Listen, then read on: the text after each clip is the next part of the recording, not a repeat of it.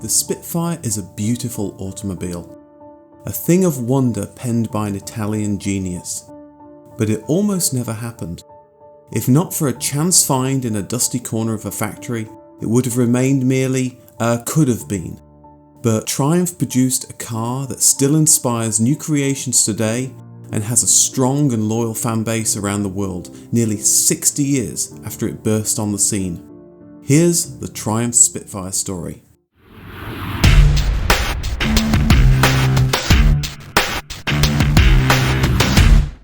Our story starts with the Austin-Healey Sprite, launched in 1958. This was a cheap, fun two-seater that the everyday man could afford, and the public loved it. The Standard Motor Company, that owned the Triumph name, already produced a sports car. They had made the TR2 and TR3 since 1953, but it competed with more premium sports cars like MG's MGA. What they needed was something more price competitive at the low end, and Triumph felt that they could produce something superior to the Sprite. Standard already made the Triumph Herald, which featured a chassis with a bolt-on body. To save development money, they believed they could use the Herald chassis as a starting point, cut it down to size, and put on a sleek new shell.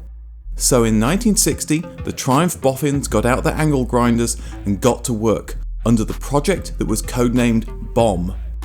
The design fell to Giovanni Michelotti, one of the most prolific sports car designers of the 20th century. He'd designed iconic Ferraris, Maseratis, Lancias, plus, surprisingly, the Leyland National Bus.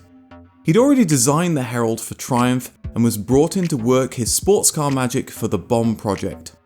He created a beautifully balanced design that was to be a cut above the Sprite competition, having a bigger, faster engine and more interior space. However, Triumph's owners were in dire financial shape and were forced to sell to Leyland Motors in late 1960.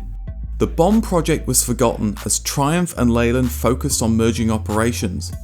In fact, the Spitfire would have been lost to time if it hadn't been for an enterprising Leyland manager who, while poking around in the Triumph factory, decided to look under a dust sheet and found the BOMB prototype.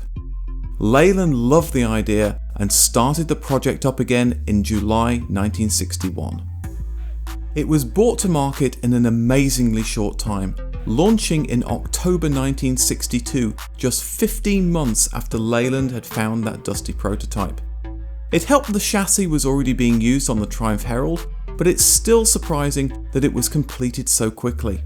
A little too quickly maybe, as owners discovered that when pushed hard, the rear end would have unpredictable responses that could make the car dangerous. Drivers found aftermarket solutions to fix this during the 60s, but it would take 8 years until it was fixed on production models. The car was launched as the Spitfire 4, a nod to the iconic plane from the Second World War and a reference to its inline 4-cylinder engine. The exact reason why Triumph got to use the Spitfire name is unclear. At that time, the name was owned by Vickers, makers of the Vickers Valiant and other aircraft, and there's no record of Triumph licensing the brand. One theory goes that Triumph made Spitfire parts in their Coventry factory during the war, so Vickers turned a blind eye, but there isn't any evidence to back this up. The engine used was the 1.1 litre straight out of the Triumph Herald, and was accessed through a glorious one-piece bonnet that opened with side catches. The car came with fancy wind-up windows, something the Sprite was lacking, rubber floor mats, a big plastic steering wheel, as power steering wasn't yet common, locking doors, and a soft top that took a degree in tent assembly to master. Optional extras included a hardtop, wire wheels, overdrive, and interestingly, a heater. It was more expensive than the Austin-Healey Sprite, but customers were willing to pay a little extra, and soon the Spitfire was the top seller. And it certainly looked the part, a pure racing machine. But it's interesting to compare the performance figures from such a small engine vehicle to modern day cars. Think of the most underperforming Econobox you can buy today.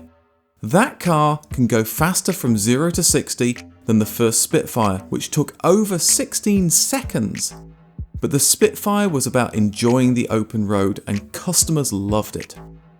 BMC, makers of the Austin-Healey Sprite, continued to compete with newer versions, but they were always a little more underpowered. They also produced the MG Midget, but this was merely a rebadged Sprite, trading off the MG name. In 1964, they came up with the improved Sprite with door handles, locks, plus wind-down windows, but it was still a smaller car and had less power at 59 brake horsepower. Triumph reacted in 1965 with the Spitfire Mark II, but it was only a small upgrade. It had more power, a whole 67 brake horsepower up from 63, the US version had uprated suspension, and the interior was a little more comfortable with carpets on the floor for the first time. Meanwhile, in the USA, sales were gaining apace. Triumph encouraged both Spitfire and their TR models to be entered into motor racing events and heavily advertised any wins. The old adage of win on Sunday, sell on Monday rang true as the public came to see Triumphs as thoroughbred road-going sports cars. The Mark III Spitfire, introduced in 1967, included more major upgrades. The front bumper was raised to comply with US safety regulations, which gave it a dog with bone in its teeth look. The car received a larger 1.3 litre engine, which made it quicker and gave it a higher top speed, although 1969 US emissions laws robbed the engine of some of that sportiness. The do-it-yourself tent-like soft top was updated to a more practical fold-down model. The dashboard received a stylish wood veneer finish. In 1968, the 100,000th Spitfire rolled off the production line to much celebration. Over 75% of them have been exported, with 45% alone going to the USA. This really was turning into a British export success story. Triumph was always in hard competition with BMC and their Sprite and MG Midget, but in 1968 all three marques were joined under the same company, British Leyland. The competition between these cars wouldn't be quite as fierce from now on. 1970 brought the biggest changes yet in the form of the Spitfire Mark IV. Michelotti was brought in to do an almost complete reskin of the car, giving the rear a similar appearance to the Triumph Stag and 2000. It had flared wheel arches, the front was cleaned up with simpler chrome bumpers and black plastic underriders.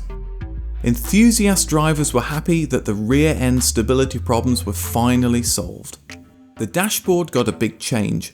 Previous Spitfires had the dashboard in the centre of the car, which made it simpler to make left or right hand drive models.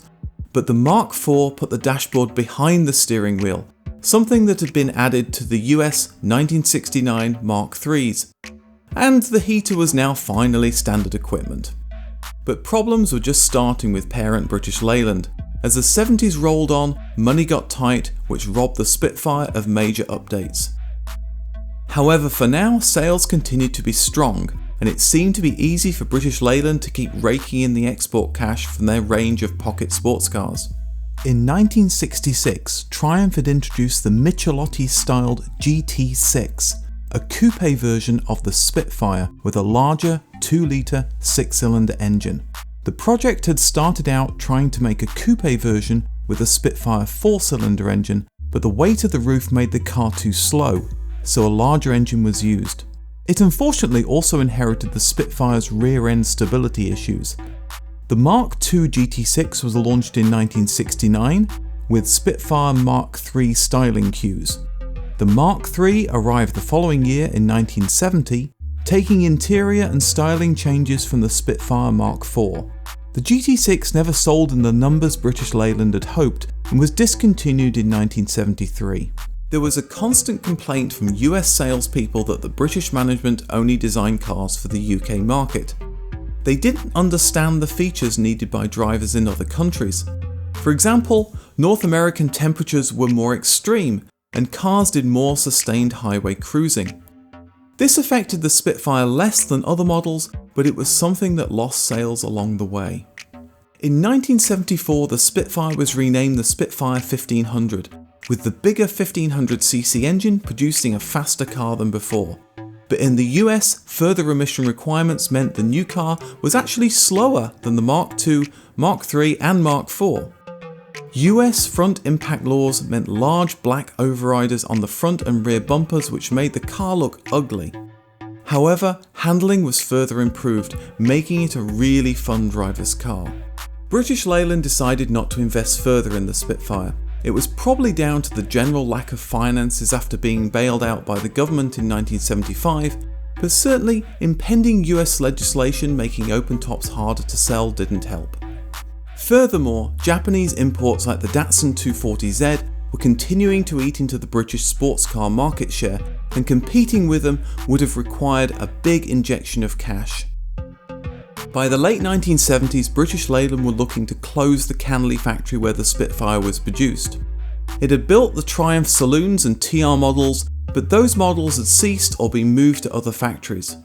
With the US exchange rate making the Spitfire an expensive car in its largest market, the decision was made to end production in 1980. An Inca Yellow Spitfire 1500 was the last to roll off the production line. Over 300,000 Spitfires were made over 18 years, certainly a great success for any vehicle. If you want to see more car histories, then hit the subscribe button and don't forget the bell icon to get notifications when they're published. Thanks for watching and see you in the next video.